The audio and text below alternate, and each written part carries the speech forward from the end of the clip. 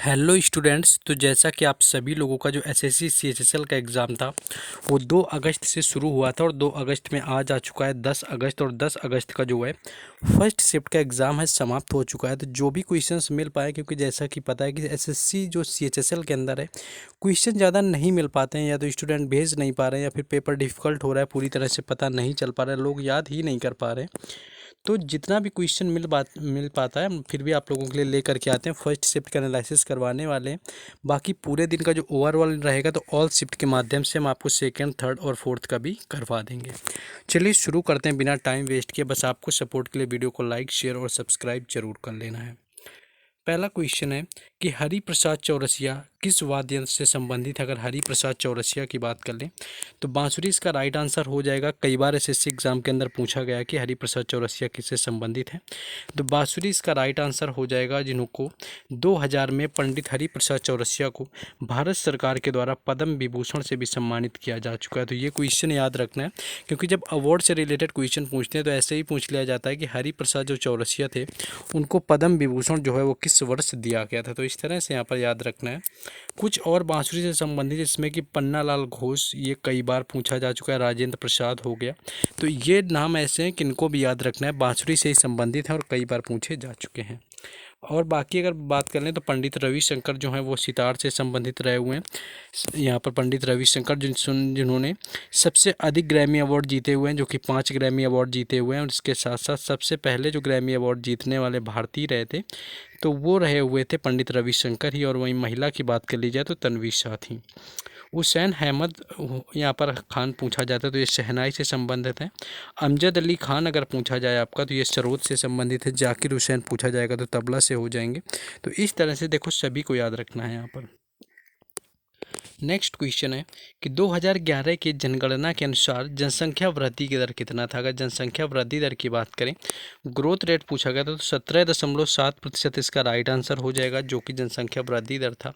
और इसका जो आदर्श वाक्य था, हमारी जनगणना हमारा भविष्य था, यानी आर सेंसस आर फ्यूचर, इस नाम से यहाँ पर थीम रखी गई हुई थी 2011 की जनगणना। बाकी अगर बात करें तो जो 2011 की जनगणना थी ये 15वें नंबर की जनगणना थी, जो कि 2 चरणों में पूरी की गई थी। कई बार ये पूछा गया है कि कितने चरण में पूरी हुई थी, तो 2 चरणों में इसको पूरा किया गया था।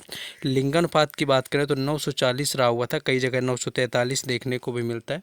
जनसंख्या घनत्व कई बार पूछा गया है, जो कि 382 व्यक्ति पर रहा हुआ था किलोमीटर पर स्क्वायर।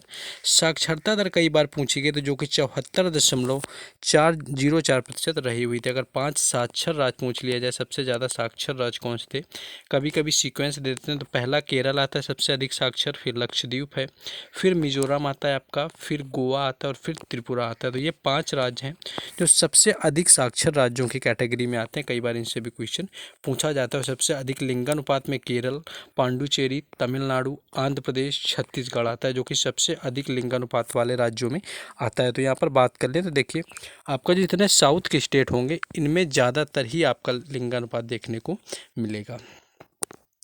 नेक्स्ट क्वेश्चन था कि सीमांत गांधी को किस नाम से जाना जाता है, तो किसे जाना जाता है, तो यहाँ पर खान अब्दुल गफ्फार खान यहाँ पर राइट आंसर हो जाएगा, जिन्हें कि सीमांत गांधी के नाम से जाना जाता है। और ये बात करें तो 1987 में इन्हें भारत रत्न दिया गया था, जो कि पाने वाले पहले विदेशी थे। वैसे तो भारतीय लोगों को दिया जाता है, लेकिन खान अब्दुल गफ्फार खान जो थे ये पहले विदेशी थे जिनको भारत रत्न दिया गया था। और इसके साथ साथ क्या है कि इन्होंने खुदाई खिदमतगार की यहाँ पर शुरुआत की हुई थी। तो ये भी कई बार पूछा गया कि इसकी जो स्थापना थी खुदाई खिदमतगार की वो किसके द्वारा की गई थी। नेक्स्ट क्वेश्चन ITCZ से पूछा जाता है। तो ITCZ की बात करें तो ये उष्णकटिबंधीय अभिसरण क्षेत्र होता है। ICZ व्यापारिक हवाओं के अभिसरण के कारण ये ऊपर की तरफ उठने लगता है, जो कि ऊपर की तरफ उठने वाली ये हवा को फैलती है और ठंडी हो जाती है, जिससे कि भयावह आंधी तथा बारिश आनी शुरू हो जाती है। तो इससे रिलेटेड जो है क्वेश्चन पूछा गया था। नेक्स्ट क्वेश्चन देखिए हिस्ट्री में पूछा गया था, थोड़ा डीप क्वेश्चन था, बहुत ज़्यादा तो नहीं कहेंगे, कि जो ताज उद्दीन फिरोज शाह की शादी किस विजयनगर की शासक की बेटी के साथ हुआ था। अगर ताज उद्दीन फिरोज शाह की बात करें, यहाँ पर विजयनगर साम्राज्य की बात की गई है, जो कि हरियर और बुक्का के द्वारा बसाया गया था। तो ताज उद्दीन फिरोज की बात करें तो इनकी बेटी की जो शादी थी वो देव रॉय प्रथम के साथ की गई थी, यानी शादी वाला जो ये क्वेश्चन था तो देव रॉय प्रथम इसका राइट आंसर था, यानी कि फिरोज शाह ने विजयनगर साम्राज्य के खिलाफ लड़ाई लड़ी हुई थी और राजवंशों के बीच जो है प्रतिद्वंद्विता उसके पूरे शासनकाल में बेरोक टोक जारी रही थी, जिन्होंने 1398 और 1406 में जीत भी हासिल किया था, लेकिन 1419 में उन्हें हार मिली हुई थी और उसकी जीत परिणाम स्वरूप उनकी जो शादी थी वो देवराय से उनको अपनी बेटी की शादी करनी पड़ी थी। और इसके साथ साथ आगे देखेंगे क्वेश्चन। नेक्स्ट एक क्वेश्चन ये पूछा गया था कि जो ISSF राइफल पिस्तौल वर्ल्ड चैंपियनशिप थी 2022 की, उसमें भारत ने कितने स्वर्ण पदक जीते थे। तो ISF अगर पिस्तौल वर्ल्ड चैंपियनशिप की बात करें तो कुल 34 मेडल जीते हुए थे, जिसमें कि अगर गोल्ड मेडल पूछे गए थे तो 12 कुल स्वर्ण पदक यानी कि गोल्ड मेडल थे, 9 रजत पदक यानी कि सिल्वर मेडल थे और 13 यानी कि 13 जो थे वो ब्रॉन्ज मेडल यानी कि कांस्य पदक रहे हुए थे। अगर आयोजन की बात की जाए कहाँ पर हुआ था तो मिस्र के काहिरा में इसका आयोजन हुआ था और पहले स्थान जो था इसका आयोजन होने का वो यानी पहले स्थान पर कौन आया हुआ था तो वो चीन रहा हुआ था।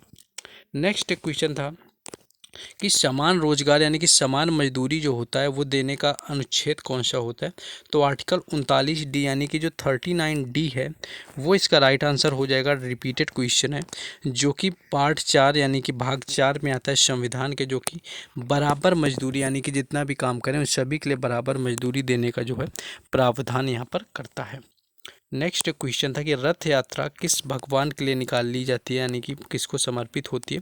तो भगवान श्री जगन्नाथ जो है इसका राइट आंसर हो जाएगा। अगर जगन्नाथ आपको नहीं दिया होगा तो भगवान कृष्ण दे दिया होगा, क्योंकि उड़ीसा राज्य का पुरी के वैष्णव धर्म की मान्यता है कि राधा और कृष्ण की युगमल मूर्ति के प्रतीक में स्वयं श्री जो हैं जगन्नाथ जी हैं, जो कि कृष्ण का ही एक रूप माना जाता है। तो शायद आपको जगन्नाथ नहीं दिया होगा तो कृष्ण आपको दिया होगा। देखिए ज़्यादा क्वेश्चन नहीं मिल पाते तो आप लोगों को सपोर्ट करना है। आप लोग यहाँ पर क्या करेंगे कि आप लोग क्वेश्चन कमेंट बॉक्स में बता सकते हैं आपका एग्ज़ाम था या फिर बाकी है कि इन क्वेश्चंस का अगर आप PDF लेना चाहते हैं तो आपको टेलीग्राम चैनल और व्हाट्सएप ग्रुप जो दोनों का लिंक है डिस्क्रिप्शन में दे दिया गया है, तो वहाँ से जुड़िए, आपको मिल जाएगी।